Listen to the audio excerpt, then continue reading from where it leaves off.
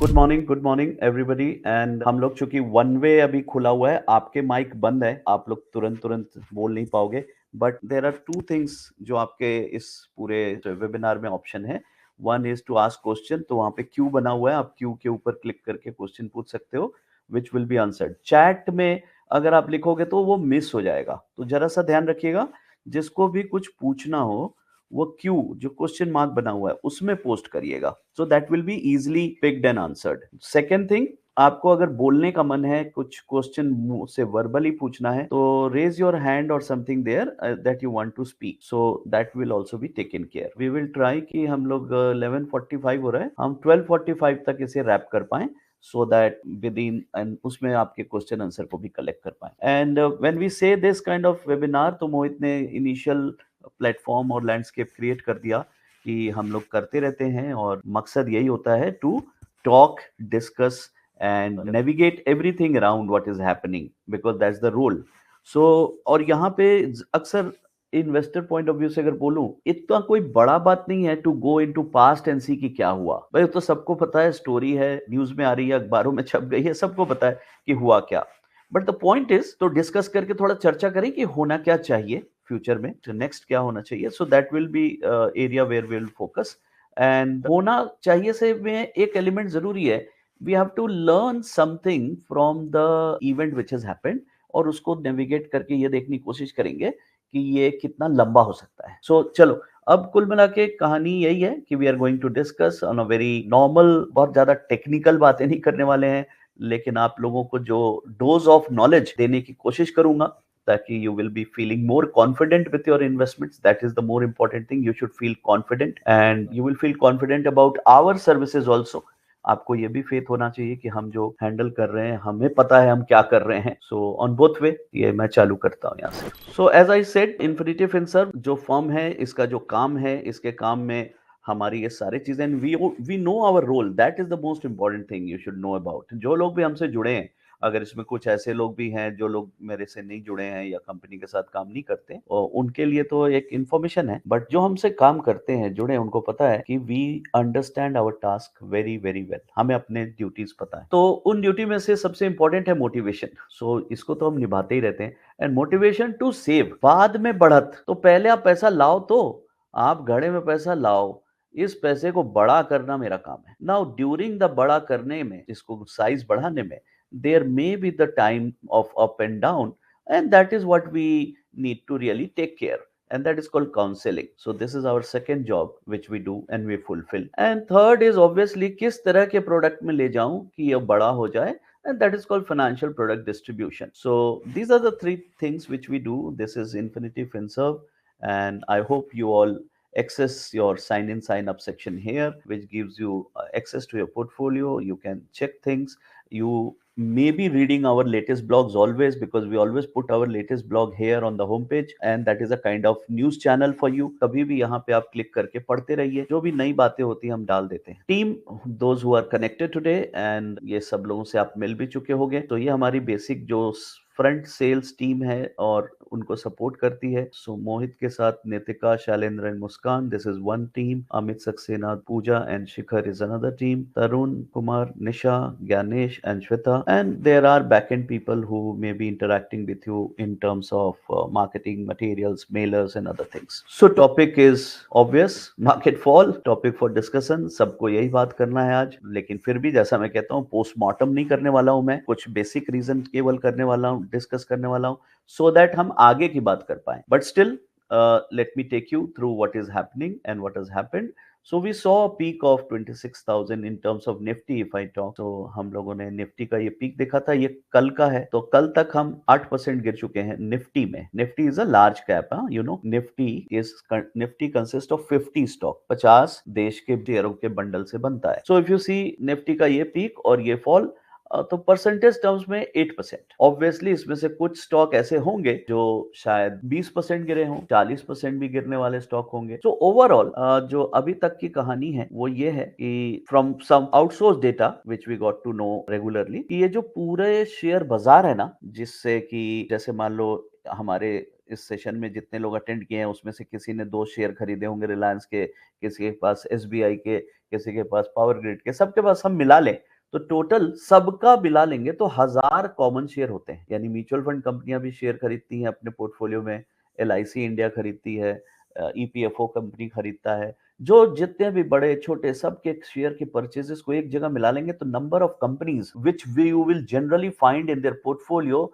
Is 1000। Although listing बहुत ज्यादा और कंपनियों की है, बट ये 1000 शेयर है जिसमें सब लोग खेलते रहते हैं, जिसके साथ काम धंधा चलता रहता है। तो ये 1000 में से ना सर आप लोग को पता होना चाहिए कि अभी तक अराउंड 40 शेयर्स अप्रोक्सीमेटली ऐसे हैं जो 50% से ज्यादा गिरे हैं। 50% से ज्यादा, आधे हो गए, आधे। और करीब 350 350 शेयर ऐसे हैं जो बेसिकली 30% गिरे हैं। और अगर हम बाकी के देखें, अभी तक करीब 900 शेयर्स ऐसे हैं इस 1000 में से जो 20% टच कर चुके हैं। सो अगर मैं देखूं तो ये 8% का एवरेज जो बन के आ रहा है वो इस वाले ग्रुप से बन के आ रहा होगा जो 20% गिरे हैं, और उसमें से कुछ कम गिरे हैं, कुछ ज्यादा गिरे हैं। चलिए, मैं ये क्यों डेटा पॉइंट दे रहा हूं, इसके पीछे रीजन क्या है? इसके पीछे रीजन ये बताना है आपको कि किसी भी मद्दी में, किसी भी फॉल में लोअर पॉइंट जो होता है ना वो 20 होता है। जैसे आप कार खरीदने गए, किसी ने आपको बोला 20% की flat discount, you will very happy, very very happy. 20 is a decent discount. आप कपड़ा खरीदने गए,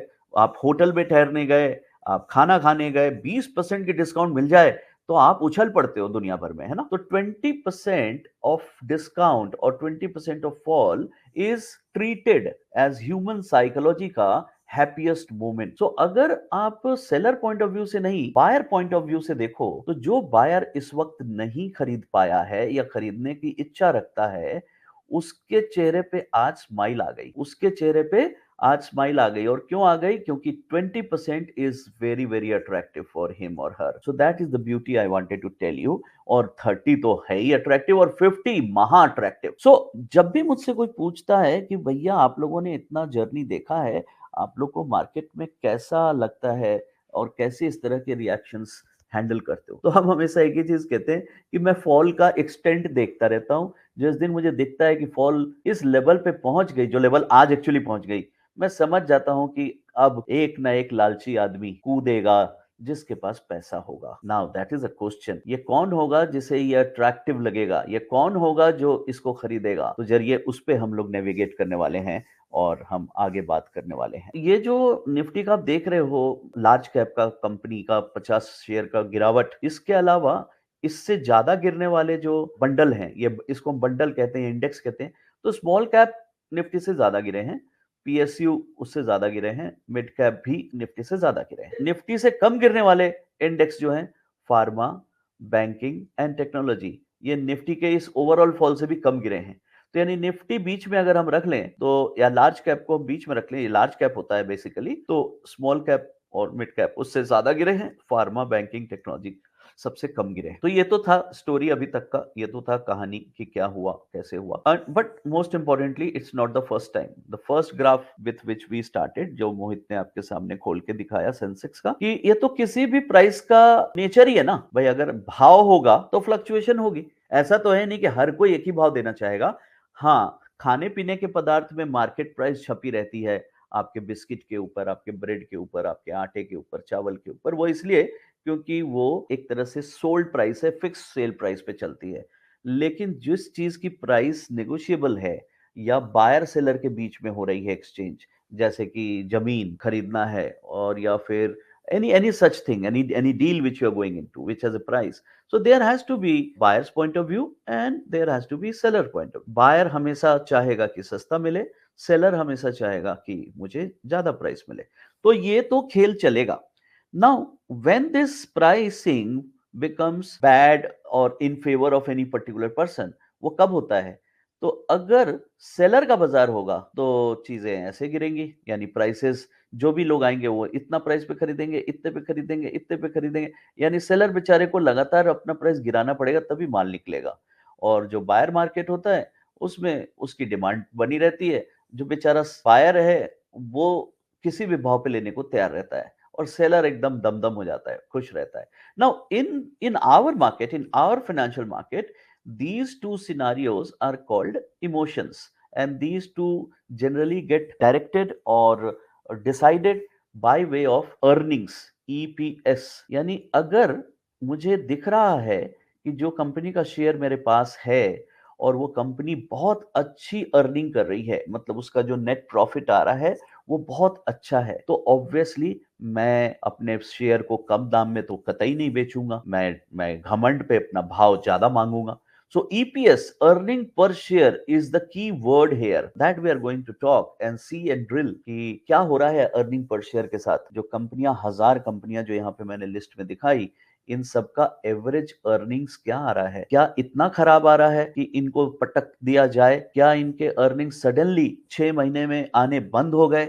ऐसा क्या हुआ कि जिस शेयर को 50% गिर जाना पड़ा सडनली? तो ये सब बातें यहाँ पे करने वाले हैं दोस्तों। तो हम लोग जो करने वाले हैं वो एकदम क्लियरली मैंने डिफाइन कर दिया, लेकिन उससे पहले 2 स्लाइड और, ताकि आपको पता लग जाए कि हम जिसकी बात कर रहे हैं वो इक्विटी है। यानी हम किस चीज के गिरने की आज बात कर रहे हैं? इक्विटी के। और ये इक्विटी का मतलब होता है shares, equal equal number of participation. जब आप करते हो किसी भी एक बिजनेस में, चाहे 1 शेयर से चाहे 20 से, आप उसके इक्विटेबल पार्टनर बनते हो, तो उसको कहते हैं इक्विटी। सो हम लोग जिस शेयर की बात कर रहे हैं, जिस इक्विटी की बात कर रहे हैं, उसी की बारे में थोड़ा सा बेसिक जान लें ताकि समझने में और आसान होगा। So equity, as you know, is a process जिसके थ्रू आप लोग धन बनाते हो। और इक्विटी में धन तब बनता है जब हम लोगों ने दिखाया था, अभी स्लाइड मोहित ने अपने स्टार्टिंग चैप्टर में, हम अभी आगे भी दिखाते हैं, तब बनता है जब आप उसको एक समय तक उस बिजनेस में बने रहते हो। सो बिजनेस तो ऊपर नीचे चलनी ही है, लेकिन जब बिजनेस में हम स्टिक करते हैं, वी मेक गुड मनी। ये हिस्ट्री है हमारे देश की कि इक्विटी में इन्वेस्टेड रहने से 16 to 17% पर एनम बनता रहा। ये 30 साल 25 साल का इतिहास है। तो जब ये इतिहास इतना प्यारा, इतना गुड है, तो क्या इस इतिहास में फॉल्स नहीं रहे होंगे? रहे हैं, बहुत सारे फॉल्स रहे हैं, एक थोड़ी, कई सारे। 2008, 2000, 1997 और इस तरह बहुत सारे रहे होंगे जो छोटे छोटे टुकड़ों में आए होंगे, और कोविड भी इसी इसी का पार्ट है। उन सबके बाद ये एवरेज बना है। इसका मतलब तो ये तय है भाई साहब कि मार्केट कितना भी एक्सटेंड गिर जाए, क्योंकि पहले तो एक समय था कि 60% भी मार्केट ने फॉल देखा हुआ है। तो ऐसे ऐसे फॉल के बाद आज हम जिस जगह पे हैं, तो एक चीज तो तय है कि इक्विटी का रास्ता कठिन है। It is not simple, and that's why it's called a risky product. That's why it's called कि जिसकी रिस्क एपेटाइट नहीं अच्छी है, वो बेचारे बैंक एफडी तक ही अपने आप को सीमित रखें और बैंक एफडी में ही कमाएं। तो इट्स नॉट बैड, बैंक में एफडी में पैसा डालना बुरा बात थोड़ी है, लेकिन महंगाई नहीं हरा पाएंगे आप। महंगाई का रेट है 8%, 7%, बैंक एफडी देता है 8%, तो नेट में जीरो रिटर्न आपको मिलने वाला है टेक्निकली। सो इसीलिए लोग इस बाजार की ओर आते हैं। यहाँ पे अगर आप 17, 16, 15 कमा पाते हैं, तो ऑब्वियसली आप महंगाई को हराने के बाद कुछ अपने लिए जमा कर पाते हैं। इसीलिए कहा जाता है equity is a wealth building product. Now हम इस इक्विटी की बात कर रहे हैं कि हम इसे खरीद कैसे कैसे सकते हैं। तो एक, हम खरीद सकते हैं डायरेक्टली जाके स्टॉक मार्केट में डीमैट अकाउंट खोल के। हम डीमैट अकाउंट खोल लें अपना, और उसमें जाएं और खरीद लें, चाहे ऐप से, चाहे फोन करके, व्हाटएवर। आप लोगों को पता होगा हमारे यहाँ जेएम फाइनेंशियल का टर्मिनल चलता है, लिंक ट्रेड आता है, या फिर आप फोन पे कर सकते हैं। चलो, तो दैट इज वन वे जहां आप अपने बिजनेसेस को पार्टिसिपेट कर सकते हो खरीद। And another is the most beautiful thing is mutual funds. Mutual fund हम लोग कई बार बता चुके हैं कि क्यों अच्छा है, क्या अच्छा है। So I am not talking about that. I only want to tell you that this is a good route, the best route to participate in equity. So हम म्यूचुअल फंड के थ्रू आपको कई सारे इक्विटीज के options बेचते हैं, जैसे कि large cap mutual fund, small cap mutual fund, consumer based mutual funds. तो ये तो हम बेचते रहते हैं। तो इससे क्या होता है कि हमें खुद को नहीं समझने में मेहनत करना पड़ता कि मैं डीमैट में कौन सा शेयर खरीदूं। ये म्यूचुअल फंड का मैनेजर जो प्रोफेशनली ट्रेंड है, वो हमारे लिए ये काम कर देता है। ऑब्वियसली इसमें फीस लगती है, but that fee is very nominal in front of what you make and earn. So वो 2%, 2.25% का सालाना एक्सपेंस कभी कभी हमें नहीं फर्क पड़ता है जब हम अर्निंग इतनी कर ले रहे हैं। चलिए, तो ये तो दो रूट है, लेकिन अल्टीमेटली चाहे ये रूट हो चाहे ये रूट हो, बात तो इक्विटी की हो रही है। तो इक्विटी को खरीदने के लिए सबसे पहले, चाहे म्यूचुअल फंड के थ्रू जाए चाहे खुद जाए, बिजनेस आइडेंटिफिकेशन करना बहुत जरूरी है। So you have to identify what business you are in. तो प्राइस वो तो सिर्फ इंडिकेटर है कि कितने में एक शेयर मिलेगा, बट प्राइस से कुछ लोग खरीदते हैं, ज्यादातर लोग। भारत के 78% ट्रेडर का सर्वे किया गया था, हमेशा किया जाता है, 3-3 महीने में आरबीआई करती है। तो अभी का लेटेस्ट रिपोर्ट निकला कि उनसे पूछा गया कि आप शेयर खरीदते कैसे हैं? सब लोग 78% लोग कहते हैं price, price, price, price, price. तो भाई अगर ये प्राइस ही इकलौता तरीका है खरीदने का, तो फिर तो अब मार्केट इतना गिर गया है कि प्राइस बहुत अट्रैक्टिव हो गई है। तो अगर ये सारे बायर जो प्राइस देख के खरीदते हैं, उनके लिए तो बाइंग टाइम आ गया इसका मतलब है। और शायद यही होता भी होगा, जब बाजार गिर जाती है तो ऐसे ही लोग बाजार में आते हैं। तो हमने आपसे कहा था कि ये कौन लोग हैं, ये कौन होंगे जो खरीदते हैं? तो यही 78% लोग हैं जो भाव देख के खरीदते हैं। इनको धंधे वंदे से मतलब नहीं होता है कि रिलायंस है कि टाटा है कि बिरला है। ये कहते हैं जो सस्ता है खरीद लो, जिसमें बढ़ने के दाम लगते हैं खरीद लो। तो आगे बढ़ते हैं और नेविगेट करते हैं कि कौन से बिजनेस को खरीदना चाहिए। ये म्यूचुअल फंड करता है काम अपना। हम लोग अभी एंड में आपको बताने जाएंगे और खत्म करते हुए कुछ स्लाइड शेयर करेंगे कि हम लोगों के लिए गुड बिजनेस क्या कौन से हैं, और म्यूचुअल फंड के जरिए हम उन गुड बिजनेसेस को क्या पकड़ के रखे हैं, नहीं रखे हैं तो क्या करना चाहिए, और क्या उसके साथ हमारा बिहेवियर होगा। Now nature of price. तो जब प्राइस की बात करते हैं, क्योंकि सब लोगों को प्राइस प्राइस प्राइस चाहिए, तो प्राइस जो होता है शेयर बाजार में एलटीपी होता है दोस्तों, एलटीपी। टीवी में जब आप देखते हैं ना कि किसी का शेयर भाव एग्जांपल चल रहा है 1200, तो 1200 में सेलर ने ऑफर किया होगा और बायर ने एक्सेप्ट कर लिया होगा। तो बायर और सेलर जब एक्सेप्ट कर लेते हैं, उस ट्रेड को कहते हैं लास्ट ट्रेडेड प्राइस, एलटीपी। और ये एलटीपी जो है, ये टीवी में नीचे स्क्रॉल में आपको दिखने लगता है कि अभी मार्केट में ये भाव चल रहा है, जो नीचे नीचे स्क्रॉलर चल रही होती है। तो ये भाव एलटीपी से बन रहा है। और एलटीपी कितने लोगों के बीच में होता है दोस्तों? कभी दिमाग लगा के सोचिए, सिर्फ दो लोगों के बीच में ना, 1 एंड 2। मे बी ये एलटीपी 1 हुआ, तुरंत थोड़ी देर बाद कोई और सेलर, कोई और बायर आएगा और उन लोगों को दूसरे प्राइस में एक्सचेंज करेंगे, तो यहाँ पे प्राइस बदल जाएगा इस शेयर का। तो पहली बात मैं समझाना ये चाह रहा हूं कि जो अंडरलाइंग एसेट है, जिसकी प्राइस के ऊपर हम बात करने जा रहे हैं, कोई भी हो, कोई भी एसेट हो, वो मतलब रिलायंस हो, टाटा हो, इन्फोसिस हो, उनका भाव दो व्यक्ति के बीच के ट्रेड पे बेस्ड है। आपका पास अपना पोर्टफोलियो पड़ा हुआ है आपकी बैलेंस शीट में। आपकी बैलेंस शीट में मान लो यही कंपनी जिसका ये बायर सेलर 1200 में ट्रेड कर रहा है, आपके पास 1000 शेयर है। आप 1000 शेयर को एक्चुअली मल्टीप्लाई करके एलटीपी से, मल्टीप्लाइड बाय एलटीपी, आप अपना भाव निकालते हो, है ना, आपका सीए, या आप उसका भाव निकालते हो। तो चूंकि आप बेच नहीं रहे हो, आप बस ये एलटीपी देख देख के, कभी ये भाव ऊपर, कभी ये भाव नीचे, और आपको यही दिल की धड़कन की तरह, आपके ब्लड प्रेशर की तरह वो ऐसे ऐसे ऐसे चलती है। तो मेरा पहला तो सबक हमेशा अपने इन्वेस्टर्स को रहता है कि अंडरलाइंग एसेट जो आपके पास है, उसको जब तक भोगना ना हो, भोगने का मतलब कंज्यूम ना करना हो, आपको जरूरत ना हो, तब तक एलटीपी देख के अपना परेशानी मत बढ़ाइए। हाँ, अगर आपको एलटीपी ये इशारा कर रही है, लास्ट ट्रेडेड प्राइस, कि everybody is selling this share, तो आप ये जानने की जरूर कोशिश करिए कि कुछ गड़बड़ हो गया है क्या इस शेयर में। Is there anything wrong? Why it is going down down down? May be आपको कोई ऐसी स्टोरी शायद मिस कर गए हैं और नहीं पता है, इसलिए आपको ये बात जानना है, बस दैट्स द ओनली थिंग।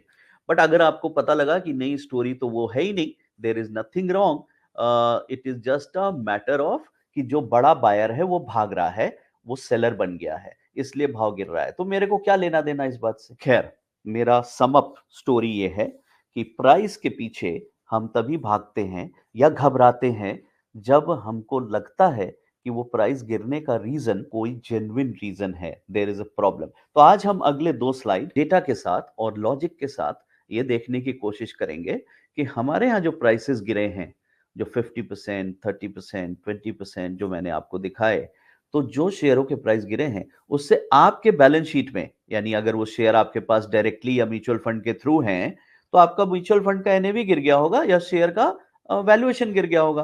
तो आपको भी असर पड़ा है आपकी सेहत पे, है ना? तो देखने की कोशिश करेंगे हम लोग कि वो सेहत पे जो आपके असर पड़ा है, उसके चलते डॉक्टर के पास जाना चाहिए, घबराहट हो एक्चुअली में लेनी चाहिए, या अभी हमने दूसरे तरीके से देखना होगा। तो चलिए, पहला पॉइंट तो वो देखूंगा मैं। तो दूसरी बात जो हम यहाँ देखने जा रहे हैं कि फ्यूचर एक्सपेक्टेशन क्या है। मतलब अगर चलो 50% गिर गई, तो उसकी क्या परफॉर्मेंस, यानी जिस अंडरलाइन की हम बात कर रहे हैं, जिस शेयर की बात कर रहे हैं, क्या वो फ्यूचर में भी परफॉर्मेंस देने के काबिल है या नहीं है? उससे निकल जाऊं या फिर बने रहूं? तो टॉपिक फिर से हम उसी मुद्दे पे आ रहे हैं। तो let's see the pattern of price, actual versus expectation changes frequently. तो ये तो आपके सामने फोटो है।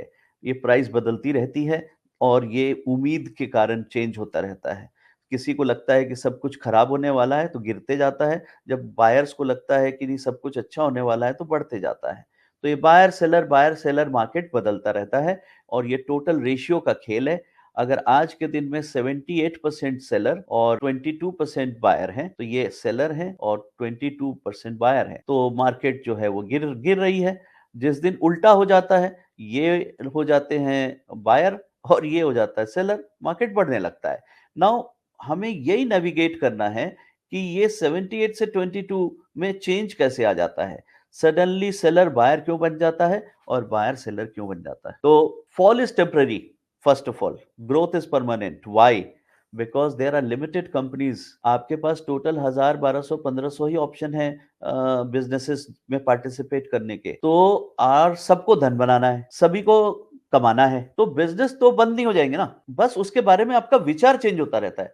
तो फॉल इज टेम्पररी। ये फॉल के बाद लोगों को रियलाइज हुआ कि अरे नहीं नहीं नहीं, आईटी नहीं, फार्मा इज गुड, तो लोग फार्मा खरीदने लगेंगे यहाँ, लेकिन राइस बनता रहेगा। फिर यहाँ एक फॉल होगा, नहीं नहीं नहीं नहीं, pharma is not good, banking is good, लोग बैंकिंग खरीदने लगेंगे। सो थिंग्स में चेंज, पैटर्न में change, but ultimately it should be northward. बढ़ना तो है ही, कौन सा बिजनेस को बढ़ना है, बस यही अदला बदली होता रहता है। तो जर्नी, जैसा कि मोहित ने फर्स्ट स्लाइड दिखाया था, इतनी सुंदर और स्मूथ लग रही है, ऐसा लगता है जैसे कि फॉल नाम की कोई चिड़िया है ही नहीं यहाँ तो यहाँ है ही नहीं। और ये अपने रुपए को देखिए धनाधन 5-5 साल में डबल किए जा रहा है। सारा कुछ जादू ही दिखता है ना दूर से। बस अंतर हो जाता है जब हम नजदीक से देखने की कोशिश करते हैं और हम किसी एक पर्टिकुलर पैटर्न को पढ़ने की कोशिश करते हैं, जो आज हम कर रहे हैं। So that is the only thing we are doing. So we are going to navigate the recent crash, the reason, earning और एनीथिंग एल्स, यही जानने की कोशिश करेंगे। जो कि अभी अभी मैंने बताया कि चाहे अर्निंग के कारण से बेचारा प्राइस गिरता है या फिर ये बिजनेस के बारे में विचार बदल गए लोगों के, इसलिए गिरता है। तो हम देखते हैं कि अभी क्या हुआ। सबसे पहले, जैसा कि मैंने कहा कि स्टॉक दो ही रीजन से गिरते हैं। जब कभी लगता है जैसा सोचा था वो नहीं निकला, तो लोग शेयर के भाव को ज्यादा भाव में खरीदने को तब तैयार हो जाते हैं जब उनको उससे उम्मीद होती है। तो कोई कंपनी का बुक में वैल्यू यानी एक्चुअल उसकी कीमत 100 रुपए है, एक्चुअल, अभी हम देखते हैं बुक वैल्यू क्या होता है, बट एक्चुअल कीमत 100 रुपए है और आप उसका 500 रुपए देने को तैयार हो जाते हो। तो क्यों देते हो? क्योंकि आपको लगता है कि वो कुछ अच्छा करेगा, आपको उसके बारे में कुछ फ्यूचरिस्टिक राय वहीं कहीं से मिल जाती है। तो आपको लगता है ईपीएस यानी अर्निंग पर शेयर उसका बढ़ेगा, इसीलिए आप उसको ओवर प्राइस पे खरीदने को तैयार हो जाते हो। लेकिन ओवर पीरियड आपको दिखा नहीं नहीं, जैसा सोचा था वैसा नहीं निकला, तो बेचने लगते हो आप, या पूरा का पूरा मार्केट बेचने लगता है। तो इसीलिए वो प्राइस फिर गिरने लगेगा। दूसरी ओर कुछ लोग बेचारे ऐसे होते हैं जिनको अपनी गलती का नहीं, दूसरों की गलती की सजा मिलती है। यानी क्लास में किसी बच्चे ने बदमाशी की या सारे बच्चों ने बदमाशी की, आप अकेले बैठ के पढ़ रहे थे और टीचर आया और उसने पूरे क्लास को बोला बाहर जाके खड़े हो जाओ, तो भाई साहब सजा तो आपको भी मिल गई उस चक्कर में, क्योंकि आप क्लास के पार्ट थे। तो उसी तरह कभी कभी कंट्री, पूरे के पूरे कंट्री के इंडेक्स बेचे जा रहे होते हैं, सेल हो रहे होते हैं, उसमें वो शेयर भी बिक जाते हैं जिनका कोई मारा काटी से मतलब नहीं है। लेकिन जब इंडेक्स पे सेलिंग आती है तो इसलिए वहां पे फिर अगेन कंपनी के कोई कार्यवाही या कोई भी ईपीएस यूपीएस काम नहीं आता। तो देखते हैं कि क्या ये दोनों सिचुएशन में से हमारे साथ क्या हो रहा है। But still there are few यहाँ पे व्यूअर्स हैं, अटेंडीज हैं, जो लोग ईपीएस वर्ड बार बार सुन रहे हैं। तो एक लेमैन की भाषा में उनको समझाना जरूरी है कि ईपीएस क्या होता है। तो ईपीएस ये हमारी स्टोरी का एक पार्ट है, ताकि आपकी नॉलेज डोज इसी बहाने आप तक पहुंच जाए। तो EPS is earning per share दोस्तों, यानी टोटल जब आपके पास प्रॉफिट आती है ना किसी भी कंपनी को, नेट प्रॉफिट साल में आती है, वो अपने सारे शेयर होल्डर से डिवाइड कर देता है, जितने भी नंबर ऑफ शेयर उसके पास हैं। तो जो एक शेयर का अर्निंग आता है उसे अर्निंग पर शेयर कहते हैं। तो जनरली मान लीजिए 1000 करोड़ की प्रॉफिट आया और उसमें से 10 लाख का शेयर निकाल दिया गया, डिवाइड कर दिया गया, तो मान लो 5 रुपए का, तो ईपीएस 5 हो 10 हो, ये जनरली आप लोगों को पता लगता है ना। ये ईपीएस को हमेशा बाजार उसी भाव पे देता, तब तो 5 ही रुपए का शेयर होता, जितना ईपीएस उतना का भाव। लेकिन ऐसा नहीं होता, ये तो ईपीएस प्लस जो इसकी फेस वैल्यू है, ये तो बन गई बुक वैल्यू, यानी कि कंपनी का 5 रुपए का अर्निंग पर शेयर आया और 10 रुपए का ये आईपीओ आया था, तो टोटल 15 रुपए इसका आज बाजार में मूल्य है। इसको कहते हैं बुक वैल्यू। लेकिन होता क्या है, हम अर्निंग पर शेयर की उम्मीद पे कि आगे जाएगा, हम एक उसको मल्टीप्लाई कर देते हैं एक कांस्टेंट नंबर से और भाव बना देते हैं। जैसे 5 रुपए का ये शेयर अगर मिल रहा है बाजार में 500 रुपए का, तो इसका क्या मतलब हुआ, हमने कितने से मल्टीप्लाई कर दिया, 100 से, 100 से। तो 100 बिकम द पीई, यानी प्राइस टू अर्निंग रेशियो बन गया 100। सो ये जो पीई होता है ना, ये कांस्टेंट होता है और यही पी हमारे विचारधारा को दर्शाता है। अगर बायर मार्केट होगा तो पी बहुत हाई मिलेगी और सेलर मार्केट होगा तो पी लो मिलेगी। इसी बीच में पूरा दुनिया घूमता रहता है। कभी पी ज्यादा मिल रही होती है, कभी पी कम मिल रही थी। यानी पी को दूसरी हिंदी भाषा में कहें तो औकात कहते हैं और या फिर वैल्यूएशन कहते हैं। तो दोस्तों, अगर आज के दिन में हम earning per share into P देखें तो कुछ इंडिकेटर्स आपको देना जरूरी है ताकि आपको समझ आए कि कंपनियों के ईपीएस से गुणन कहां कहां कितनी दी जा रही है। तो अगर यूएस में जाए तो 34 गुना भाव मिल रहा है वहां के लिस्टेड शेयर्स को, 34 टाइम्स ऑफ देयर ईपीएस। यानी अगर आप मेटा या फिर सैमसंग, एप्पल, इनके शेयर्स जो वहां लिस्टेड हैं उनका अगर देखें तो 34 टाइम्स है। फिर इधर 30 टाइम्स एसएनपी का है जो वहां के इंडस्ट्रियल स्टॉक्स हैं। निफ्टी जो हम जिसका अभी मैंने ग्राफ दिखाया उसमें जो कंपनियां लिस्टेड हैं वो 21 times, Sensex 22 times, small cap 27 times. जब पी की कहानी आप समझ गए तो आपको ये बात समझ आ गया कि आज से पहले यहाँ पे उल्टा सिनारियो था। निफ्टी एक्चुअली थी 27 या 25 या 26 के आसपास थी मोटा मोटी पहले, मतलब जब बाजार फॉल शुरू नहीं हुआ था। और ये बेचारा जो 34 पे दिख रहा है ये था 25 27 के आसपास। तो हुआ क्या, अल्टीमेटली इधर से ये लोगों को लगा कि महंगा है, लोग पी से नीचे आए और इसको जाके लेने लगे। अब यहाँ पे एक्चुअली पी अब बढ़ गई है। तो अगर कोई बोले तो यूएस कितना है, यूएस महंगा लग रहा है अब। Why? Because P has grown to a very high level. चलिए, जब आप पी समझ गए तो ईपीएस वर्सेस प्राइस समझ गए तो कोई भी इस फॉर्मूले को जरूर समझ जाएगा कि इस फॉर्मूला में अगर पी कम हो जाए तो बाजार में ये भाव गिर जाएगा। ये तो एकदम क्लियर है कि अगर यहाँ पे 5 को इंटू कर दें 50 से, अगर ये पी गिर गई, लोग कम औकात देने लगे, तो क्या हो जाएगा, ये 250 रुपए का शेयर आ जाएगा, है ना। लेकिन ये वापस से फिर कब भागेगा, या तो लोग इसको ज्यादा भाव देने लगे या ये अर्निंग बढ़ जाए। अगर ये अर्निंग 5 से 10 हो जाए, ये 10 हो जाए, तो 10 into 50 it will again become 500। यानी without getting any extra P ये शेयर फिर से अपने भाव पे आ सकता है अगर उसकी ईपीएस बढ़ जाए। तो आपने ईपीएस का रोल देखा कितना बड़ा है। अगर ईपीएस बढ़ के गिरे पी पे भी काम कर सकता है। तो आज का बाजार दोस्तों वही है। हमारे पास होप नंबर 1 कि हम अर्निंग बढ़ा लें। तो क्या अर्निंग बढ़ने की इशारे मिल रहे हैं? क्या हमारे बाजार में हमारी जो बिजनेसेस लिस्टेड हैं उनकी ईपीएस में ग्रोथ का थोड़ा भी छींटा दिख रहा है या दिखने की उम्मीद है? अगर हाँ, तो हम रिकवरी की ओर चल पड़े हैं। और अगर ना, तो इसका मतलब अभी और पेन बचा है, क्योंकि जब ये बेचारा बढ़ ही नहीं रहा और औकात गिराने वाले गिराए चले जा रहे हैं तो फिर हम तो नहीं रुक सकते, हम बच ही नहीं सकते। तो ये मैथमेटिकल फॉर्मूला आपके सामने है। इसके बारे में किसी को और क्वेश्चंस होगी तो अपने क्वेश्चन बॉक्स में लिखिएगा, हम लास्ट में we will take it. Now let's see some good facts. Nifty का जो ईपीएस वर्सेस निफ्टी का जो प्राइस है, सो यानी कि निफ्टी, मैं बार बार निफ्टी 50 बोल रहा हूँ, 50 बड़े शेयरों का। तो ये ग्रीन वाला जो है उसका भाव है। तो अगर हम फॉल के पहले की बात करें ऑलमोस्ट, तो फॉल के पहले का स्थिति ये थी कि निफ्टी अपने अर्निंग से, ये लाल वाली अर्निंग है, अर्निंग ये थी और हम उसको भाव ये दे रहे थे। तो कितना ज्यादा भाव दे रहे थे अर्निंग से, दिस इज द मल्टीपल, यानी इससे ऊंचा हम उसको रेट कर रहे थे। लेकिन अब सिनारियो देखिए, ये लेटेस्ट तो नहीं है, फिर भी फरवरी का डेटा है।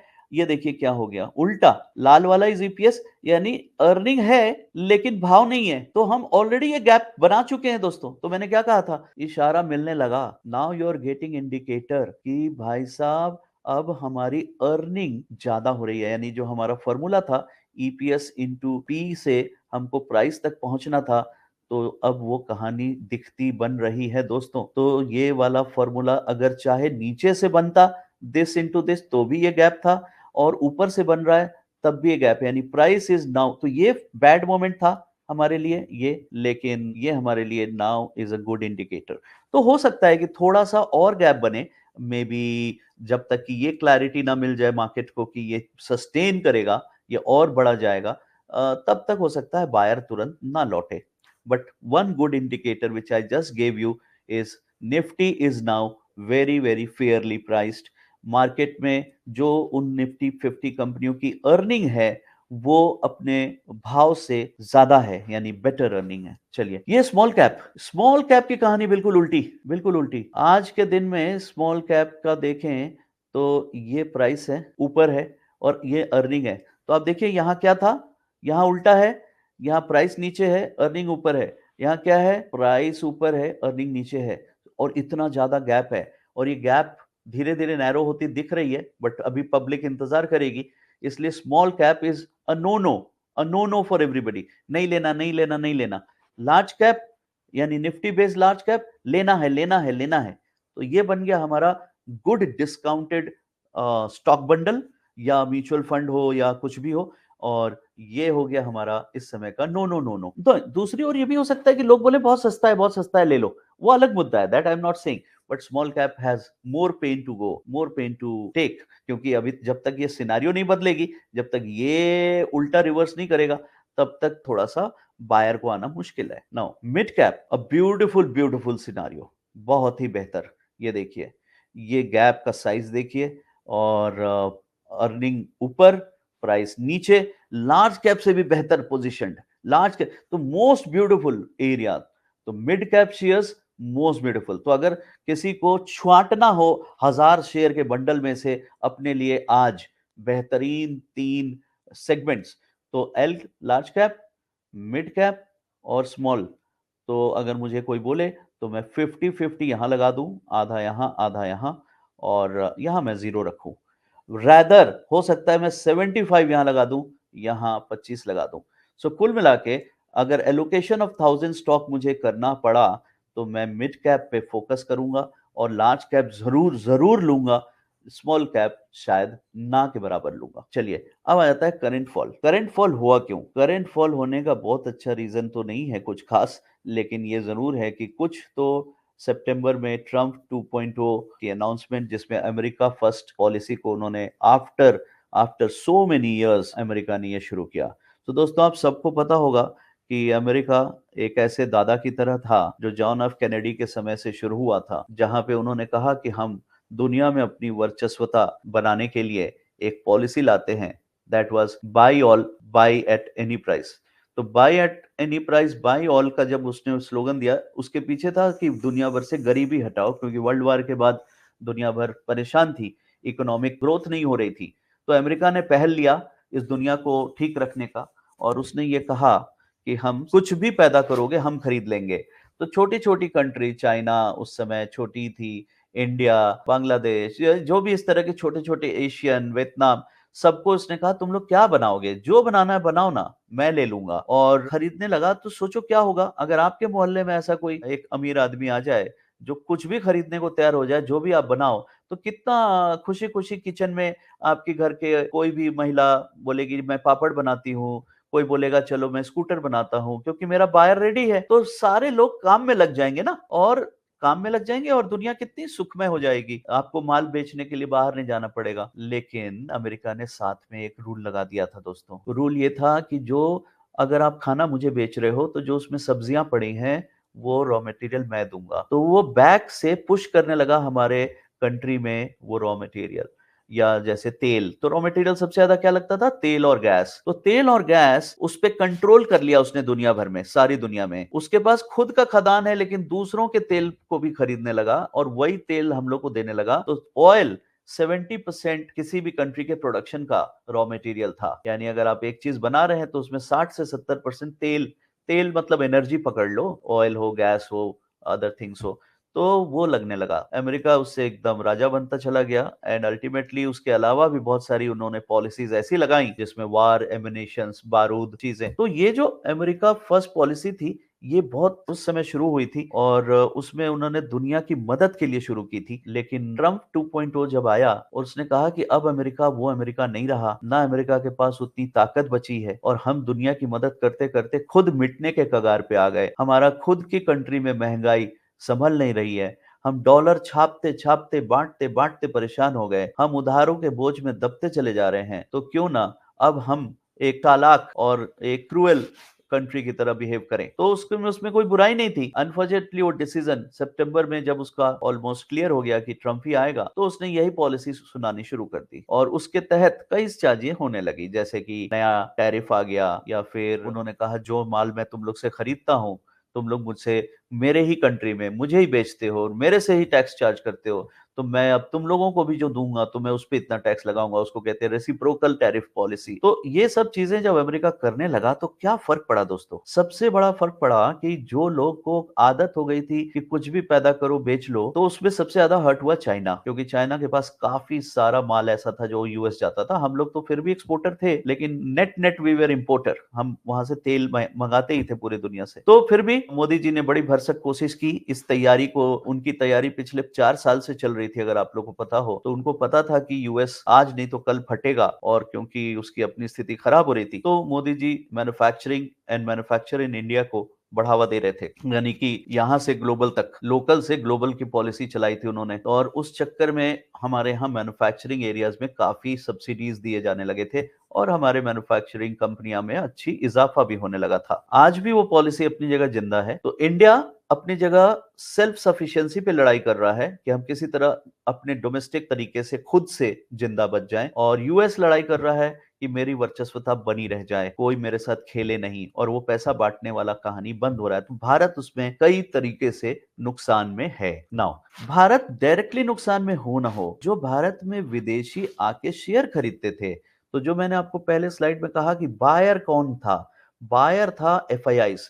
तो जो एफआईआईज हमारे यहाँ पे शेयर खरीदते थे वो सब भाग गए। इसलिए भागने लगे क्योंकि उसको अपनी कंट्री में अमेरिका फर्स्ट की स्लोगन से ये स्मेल मिल गया था कि जब अमेरिका फर्स्ट पॉलिसी लागू होगी तो 80 रुपए का, 82 रुपए का उस समय डॉलर था, पीपल एंटिसिपेटेड, ये एफआईआईज फॉरेन इन्वेस्टर्स, कि ये 100 हो जाएगा। तो उन लोगों ने एक अनुमान लगाया कि अगर हम 20%, ऑलमोस्ट 20 से ज्यादा ही, बट 20% का गेन मैं यहाँ कमा लूं तो मुझे तो कुछ करना ही नहीं पड़ेगा, मुझे बस इंडिया से बेचना है और यूएस में जाके बैठना है, तो ये 100 का जो गेन है मुझे मिल जाएगा करेंसी चेंज से, चाहे मैं इन्वेस्ट करूं या ना करूं। अगर मैं जाके बैंक में 1% पे भी रख दूं तब भी 21% का रिटर्न है। और एक्चुअली दोस्तों वही हुआ। 82 पे जब भागना शुरू हुआ हमारे देश से एफआईआईज, और जब वो भागते भागते भागते आज 90 है ऑलमोस्ट डॉलर मार्केट में, तो अगर हम 90 की भाव देखें तो अराउंड 10% तो उसको ऑलरेडी घर बैठे गेन आ गया। और उसमें वहां पे अमेरिका में फिक्स डिपॉजिट के रेट्स, बॉन्ड्स के रेट्स ऑलरेडी 5% के रेंज में चल रहे थे। तो आप वो पकड़ के चलो तो 15% ऑलरेडी यूएस में लोग बना रहे हैं, बिना रिस्क के, बिना झंझट के, और अमेरिका फर्स्ट पॉलिसी को ओबे करते हुए। लेकिन हम लोग यहाँ पे वोलेटिलिटी के शिकार हो गए क्योंकि उनकी ये बिक्री हमारे ऊपर हावी हो गई। तो पहला क्वेश्चन मैंने आपसे पूछा था कि क्या हमारे यहाँ कंपनियां इसलिए बिक रही हैं कि अर्निंग खराब है, तो मैंने कहा नहीं, आप देखिए ऐसा चिंता की बात नहीं है अर्निंग को लेके। और तो फिर गिरा क्यों, वो आपको लॉजिक मिला, पहला। दूसरा, चाइना। चाइना एक अट्रैक्टिव डेस्टिनेशन बन गया सडनली, क्योंकि वहां एक स्टिमुलस पैकेज अनाउंस किया था उन्होंने जून में। आप लोग ने मेरे सेमिनार्स भी अटेंड किए होंगे, उसी वक्त हम लोगों ने लोगों को बताया था कि चाइना का स्टिमुलस पैकेज का अनाउंसमेंट भारत के लिए थोड़ा खतरनाक होने वाला है शॉर्ट टर्म में, और वही हुआ। सो चाइना का वो स्टिमुलस पैकेज इतना बड़ा है, इतना बड़ा कि आप समझें कि हर चाइनीज के हाथ में 2-2, 4-4 हजार रुपए सबके हाथ में आने वाले हैं मंथली एक्स्ट्रा। तो इंडियन रुपी की बात करें तो 10,000 समझ लीजिए, 10,000 रुपए सबके हाथ में एक्स्ट्रा पर मंथ आने वाला है एवरेज आदमी के पास। तो एक कंजम्पशन स्टोरी वहां बहुत तेजी से बढ़ रही है। चाइना अपने देश में खुद पैसे बांट के खुद कंजम्पशन करने की कोशिश कर रहा है। लोगों को यह दिखा कि चाइना 15 साल की रिसेशनरी लड़ाई के बाद पहली बार रिटेल यानी आम जनता के रूप में ऊपर आने वाला है, और आ भी रहा है। Numbers are getting very good. So FIIs को वो सस्ता डेस्टिनेशन मिलने लगा। वहां पी ऑलमोस्ट 8 पे चल रही थी। तो मैंने आपको पी दिखाया 20, 21, 22, 23। यहाँ पे चाइना नहीं लिखा मैंने, जाके चाइना का पी चेक करें, अब तो बढ़ गई, एक समय में इतनी सस्ती हो गई थी। तो जब एक तरफ डॉलर सस्ता मिल रहा था और एक तरफ लोगों को चाइनीज मार्केट सस्ता मिल रहा था, तो ये दोनों फर्क पड़ गया, लोगों को जाना पड़ा। और जब उनको जाना पड़ा तो हम सेलर मार्केट में कन्वर्ट हो गए। So that was the story, navigation till now, that what has happened, why it has happened. Now the recovery path, हमारे पास रास्ते क्या हैं, हम कहां तक जा सकते हैं, कैसे बढ़ सकते हैं। तो मैंने आपको बताया रिकवरी पाथ इंडिया में 2 ही हो सकते हैं। पहला कि चीज़ सस्ती दिखने लगती है तो बायर आ जाता है। यानी अगर आज आपके प्राइम लोकेशन की प्लॉट आधे दाम पे बिकने लगे, धीरे-धीरे बिकते-बिकते, तो एक समय वो प्राइम लोकेशन का अट्रैक्टिव प्राइस हो जाएगा।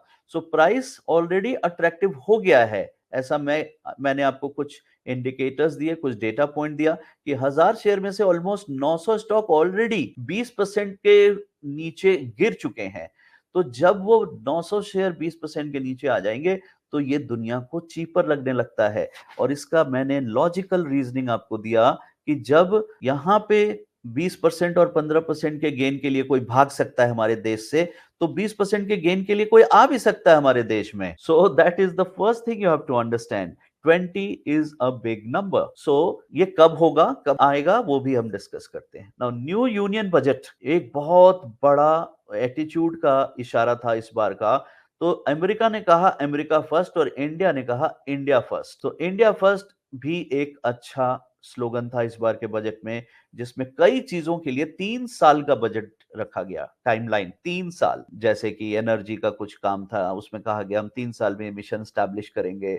रूरल टू अर्बन चेंजेस के बारे में 3 साल का रखा गया। There are lot of things where this time country has kept very short term target. Generally 15 साल ये योजना हुआ करती थी, 15 वर्षीय, 10 वर्षीय, लेकिन इस बार 3 3 इयर्स के योजनाएं आई हैं। तो दैट इज अ गुड इशारा कि ये जैसे ही इन वर्क दिखेगा, इन एक्शन दिखेगा अप्रैल से, हमारे नंबर्स बदलने लगेंगे दोस्तों। तो वो जो हमारा कैपेक्स इन्फ्यूजन होगा, जो लोग बजट को पूरी तरह पढ़े होंगे, तो उनको दिखेगा कि देयर आर 4 मेजर एरियाज जहां आपको इमीडिएट चेंजेस दिखने लगेंगे। और वो सबसे बड़ा एरिया हो रहा है banking and finance, and the second is your pharma, and third is your manufacturing, and fourth rural. तो ये 4 ऐसे एरियाज हैं जिसका 1 अप्रैल से आपको नेक्स्ट फिस्कल ईयर से दिखना शुरू हो जाएगा, जब उसकी बजट एलोकेशंस होने लगेंगी। सो दोस्तों, वो मेरा एक इशारा है कि 900 शेयर कब सस्ते दिखने लगेंगे। सस्ते तो अभी से दिख रहे हैं, इनमें बाइंग कब से शुरू हो सकता है? एक्चुअली अप्रैल के बाद के जब नंबर्स थोड़े आने शुरू होंगे और मार्केट में यानी इकोनॉमी में वो नए अमाउंट पोर इन होने शुरू करेंगे। दूसरी चीज, जो टैक्स स्लैब है 12 लाख वाला, that is a big big thing, बहुत बड़ी स्टोरी है।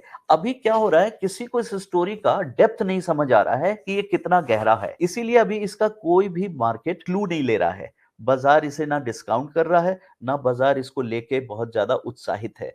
मार्केट इसका 1 2 नंबर देखना चाहेगा। अप्रैल में, जून में होने क्या वाला इस 12 लाख के चलते करीब करीब बताया जा रहा है 4.5 करोड़ नए टैक्स पेयर आ जाएंगे जो स्लैब के बाहर हो जाएंगे। तो जब वो लोग विदाउट स्लैब, बिना किसी टैक्स के 4.5 करोड़ टैक्स पेयर आईटीआर भरने लगता है, तो हमारे देश में उससे काफी फायदा होता है। एक तो क्रेडिट ऑफ टेक बढ़ती है, यानी जो बैंकिंग एंड जैसे बजाज फिनसर्व या फिर मुथूट फाइनेंस या इस तरह के जो बैंकिंग एंड फाइनेंशियल कंपनीज होती हैं, जो आजकल डिजिटल लोन्स देते हैं, वो सब के सब की दुनिया में बाहर आने वाला है दोस्तों। क्योंकि 12 लाख का आईटीआर भरने से पहले लोगों की हवा निकलती थी, क्योंकि अगर वो नकली भी बनाते थे तब भी टैक्स भरना पड़ता था, असली था तो था ही। अब तो 12 लाख रुपए का उसको टैक्स ही नहीं देना, तो आईटीआर तो वो भरेगा ही भरेगा ना, जीरो रिटर्न का, क्योंकि उससे उसका लोन का पेपर बनने लगेगा। खैर, दैट इज सेकेंड थिंग कि बैंक में फिक्स डिपॉजिट 1.5 करोड़ तक अगर आप करते हैं, अगर आपके पास टोटल धन ही 1.5 करोड़ है मान लो, और रिटायर्ड हैं आप और उसी से अपनी जीवन यापना कर रहे हैं, तो 1.5 करोड़ अगर आप 8% के रेट से लगा देंगे, तो मोटा मोटी 12 लाख के आसपास जो आएगा सालाना, वो पूरी तरह टैक्स फ्री आएगा, पूरी तरह। तो bank FD will now work as a tax free bond, tax free bond. तो बैंकों को बहुत सारा पैसा आने वाला है। बहुत सारे रिटायर्ड लोग थे जो bank FD, post office FD tax के कारण ही नहीं कर पाते थे, उनका टैक्स स्लैब बड़ा हो जाता था। उन लोगों को बहुत attractive fix deposit, Bajaj Finserv पे फिक्स डिपॉजिट में 8.5 भी मिल जाएगा, कोई महिंद्रा एंड महिंद्रा फाइनेंस की एफडी में कर देंगे, वहां 8.5 भी, 8.75 भी मिल सकता है।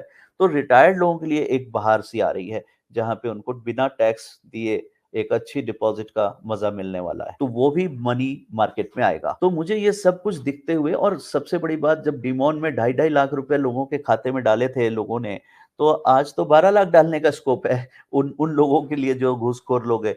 तो अल्टीमेटली कहीं ना कहीं तो आप देखो तो मनी तो पैरेलल इकोनॉमी से भी खिंच जाएगी। ये सब कुछ को पॉजिटिवली देखा जा रहा है, और ऐसा माना जा रहा है इकोनॉमिस्ट के द्वारा कि ये नंबर कुछ बवाल क्रिएट कर सकता है।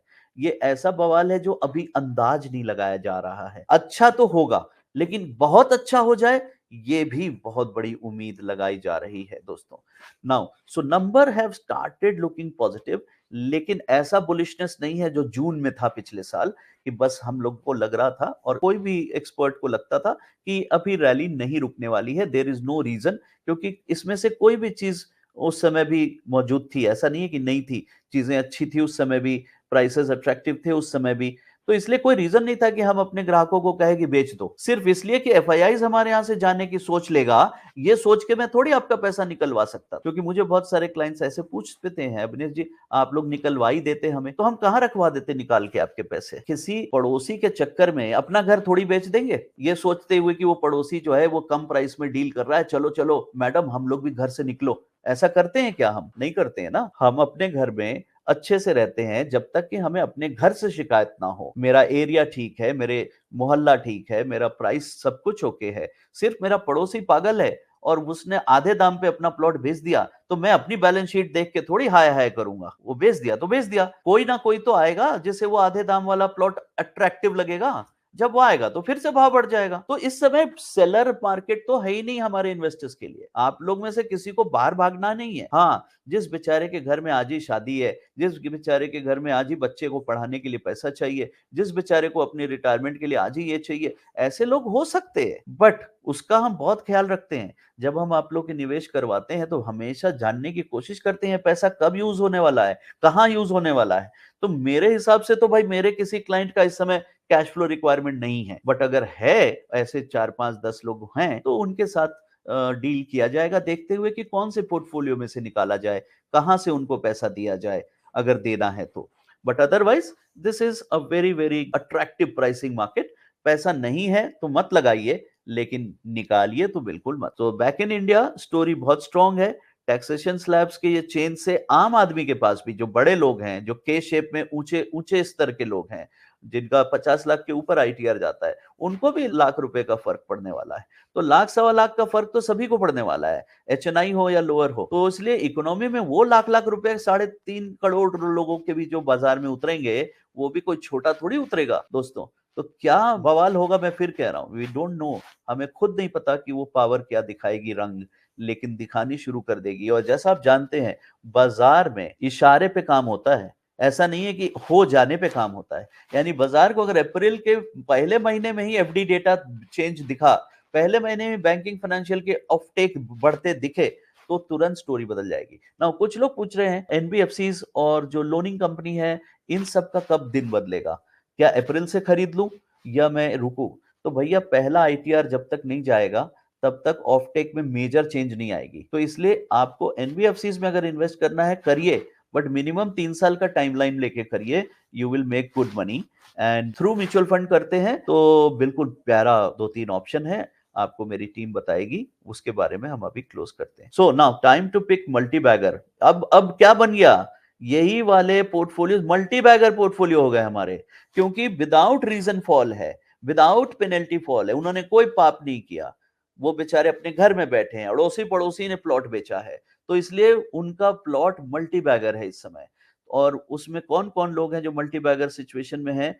कंजम्पशन वाली कंपनियां, जो देश में कंजम्पशन प्रोडक्ट्स बनाती हैं, बैंकिंग वाली कंपनियां, मैंने अभी अभी बताया आपको, बैंकिंग फाइनेंशियल सर्विसेज, मैन्युफैक्चर करने वाली कंपनियां, और रूरल इंडिया से लिवरेज लेने वाली कंपनियां। ये जो 4 ग्रुप है इस समय मल्टी बैगर ग्रुप है दोस्तों, और यही बेस्ट पोर्टफोलियो है इस सिनारियो में। Now the only thing what we are looking, आप में से कोई भी टेक्निकली थोड़ा साउंड है, सेवी है और जानना चाहता है कि आप फिल्टर कैसे करेंगे अभिनय जी, तो हम फिल्टर करेंगे दोस्तों। हम high beta and high Sortino, I am not going to talk about what is Sortino and what is beta. It is your task to ask me, ask my team whenever you want. We keep training about it in our different scenarios and seminars. But जान जाइए, beta is a इशारा of elasticity. यानी कोई भी इस समय अगर मैं चीज ऐसा खरीदूंगा जिसके रबर में खिंचाव हो, इलास्टिक हो, बीटा हो, क्योंकि low beta is a very conservative fund और कंजर्वेटिव स्टॉक। सो अगर मैं आज गिरे बाजार पे लो बीटा खरीद लूं तो प्राइस ही नहीं बढ़ेगा, तो मेरा फायदा क्या होगा? जब चेंज आएगी तो मेरा कस्टमर तो बोलेगा, अरे छूट गई रैली मेरे से यार अभिनेश, तुम कहां बैठा के छोड़ दिए। तो beta should be more than 1, greater than 1 is beautiful, but मिलता नहीं हमारे देश में एक से ज्यादा बीटा। फिर भी मेरा है 0.75, सो 0.75 इज माय बेंचमार्क। इससे ऊपर का जो भी बीटा होगा हम खरीदेंगे। Now Sortino I need is 1.5 and 2 के ऊपर तो जो भी होगा सुपर हीरो होता है, और लेकिन 1.5 के ऊपर हम देखेंगे। Now this are the two things. तो किस में मिल रहा है ये बीटा और ये Sortino is a risk reward ratio. किसी आदमी की टांग टूटने के बाद भी अगर कोई आदमी 5 लैप वाला मैराथन जीत जाए तो उसे विनर बोलेंगे, सुपर बाजीगर बोलेंगे। और यही स्टॉक के साथ होता है कि जो स्टॉक अपने फॉल के डीपेस्ट मोमेंट से जा करके रिकवरी फास्टर दिखाता है, कोई 1 साल में रिकवर करेगा, कोई 2 साल में, और कोई 3 ही महीने में। तो जो सबसे पहले रिकवर करता है उसे Sortino रेशियो बताता है कि उसका 2 है। तो 2 मींस जितना फॉल का स्पीड था उतना ही उसका स्पीड है रिकवरी का। 1.5 मींस जितना फॉल का स्पीड है उसका, उसमें से 50% स्लोअर रहेगा। तो ये जो इंडिकेटर्स हैं ये हम लोग देखते हैं दोस्तों। एनीवे, आज मेरे लिए large and mid cap is a good bundle, it's a beautiful bundle. Conglomerate is a good bundle and theme, मैंने आपको थीम बताई। तो ये तीनों की तीनों में मुझे हाई बीटा और हाई Sortino मिल रहा है। इसका इसका फिल्टर आपको एक बार को क्लोजर में अभी दिखाने वाला हूं। बस 5 मिनट का हमारा टाइम बचा है, तो 12:45 we are going to wind this now. Consumption तो हमने बता ही दिया। फार्मा की स्टोरी में बहुत सारे दम है अभी भी, और फार्मा तो स्टिल अच्छा कर ही रहा है। फार्मा हम लोग पिछले 2 साल से अपने क्लाइंटों को जबरदस्ती लगाते रहे हैं, पुश करते रहे हैं, and we have got benefit of this. Energy, green energy अभी थोड़ा ज्यादा गिरा है इस पूरे रैली में, बिकॉज इसके पास कोई बेचारे के पास अर्निंग बेस नहीं था। ये सब प्रोजेक्शन पे होने वाले थे काम। तो चूंकि प्रोजेक्शन बेस्ड प्राइसिंग थी तो तुरंत गिर गई जैसे ही सेलर का रिडम्पशन आया या सेल आया। जिसके पास अर्निंग का ट्रैक है वो कम गिरा है, जिसके पास अर्निंग ट्रैक नहीं थे वो लोग ज्यादा गिरे हैं। तो क्योंकि ये पूरी स्टोरी पे चली थी, जो स्टोरी पे चली थी वो स्टोरी वापस से फिर जनरेट होगी जब जेब में पैसा होगा। And finally the wealth ideas, we want you to stretch your SIP, that is the most important thing. SIP SIP SIP.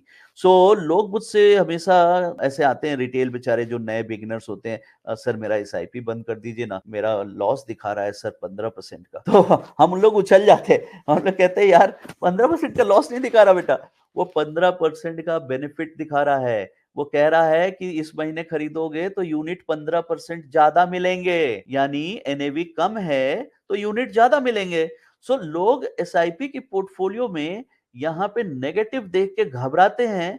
हम एक्चुअली फाइनेंशियल एडवाइजर होने के नाते इसी पे खुश होते हैं कि चलो इस बेचारे को 22% सस्ता एसआईपी मिल रहा है इस महीने। और इससे क्या फायदा होता है, अगर आपकी जिंदगी में से एग्जांपल 15 साल की आप एसआईपी चला रहे हो, 10 साल की चला रहे हो, तो जो मोमेंट्स होते हैं ना, वो मोमेंट में यहाँ पे जितने यूनिट्स खरीदे जाते हैं, यहाँ पे यही मेन एसआईपी का रिटर्न बनाती है, यहाँ वाले नहीं बनाते हैं।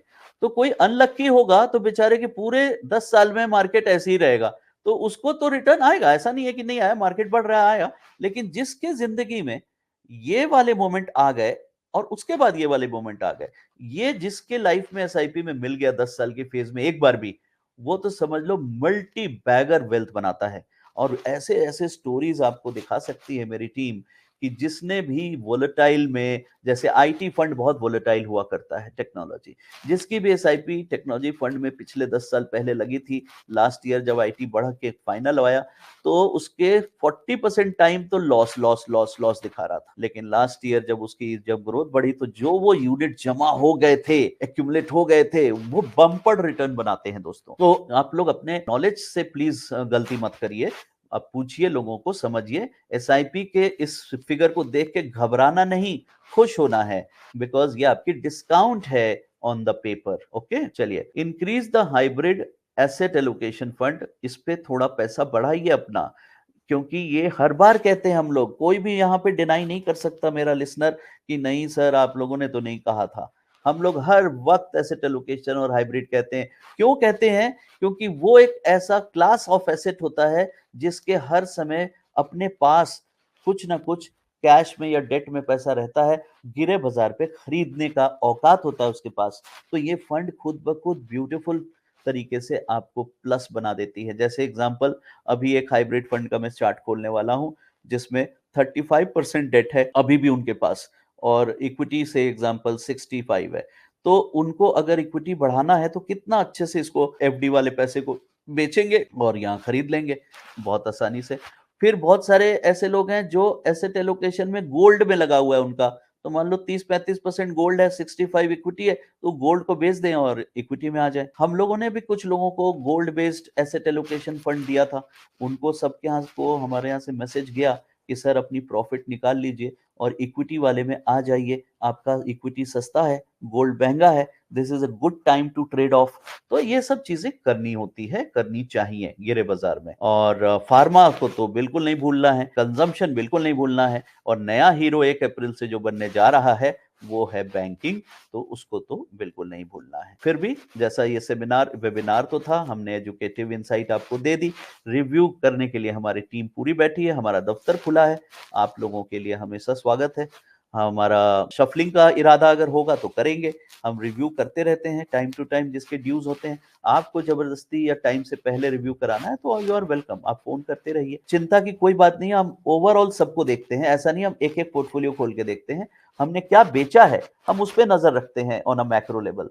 अगर उसमें से कोई बेची हुई चीज गड़बड़ निकलती है या हमें लगता है कि उसमें मेजर बदलाव है, तो वो हम व्हाट्सएप से और मेलर से आप लोग को कम्युनिकेट करते हैं।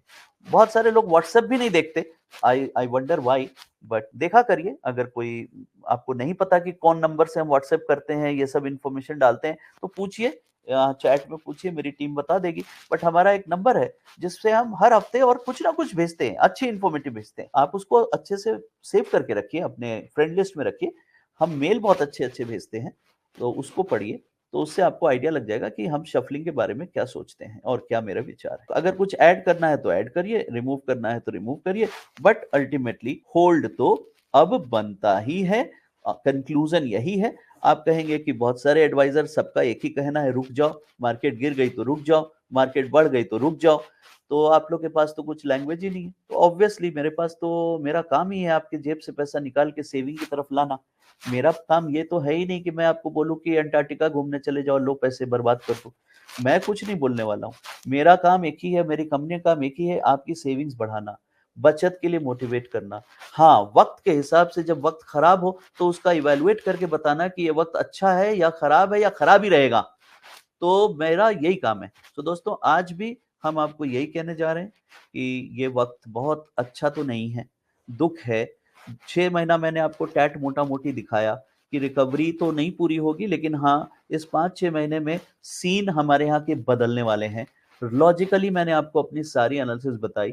20 साल में हमने जब भी एनालिसिस की है, 99% हम लोग खरे रहे हैं।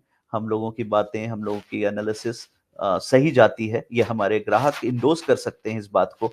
तो उस विश्वास पे हम कहेंगे कि अपना कॉन्फिडेंस बनाए रखिए, और साथ में एसआईपी, अगर एसआईपी बढ़ा सकते हैं, 1000 रुपए भी बढ़ा सकते हैं, 5000 रुपए बढ़ा सकते हैं, तो प्लीज स्ट्रेच करिए, प्लीज स्ट्रेच करिए, ये मौका मत गवाइए। अगर एडिशनल परचेज, कोई आदमी हमसे अभी परसों पूछ रहा था, अभी 10,000 दूं, अच्छा तो नहीं लगे, अच्छा लगे। अरे हमने कहा 10,000, आप 2,000 रुपए का चेक भेजिए ना, 2,000 का भेजिए, आप काहे को शर्मा रहे हो। तो लोग कभी कभी बड़ा पैसा का इंतजार करते हैं।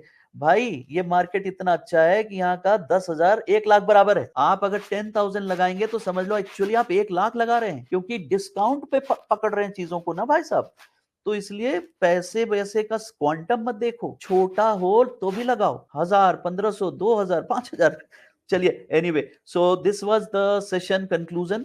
मैं इसको यहाँ पे, स्क्रीन आपके सामने है, हमारे लिए आप लोग को दिख रहा होगा नंबर्स, यही है मेरा व्हाट्सएप नंबर, ये वाला जो है ना, इससे आप लोग को व्हाट्सएप आता है। अगर आप लोगों ने ये नंबर सेव नहीं किया तो सेव कर लीजिए अपने मोबाइल में, ताकि जब व्हाट्सएप आए तो एटलीस्ट आप पढ़ लो उसको, आप देख लो उसको।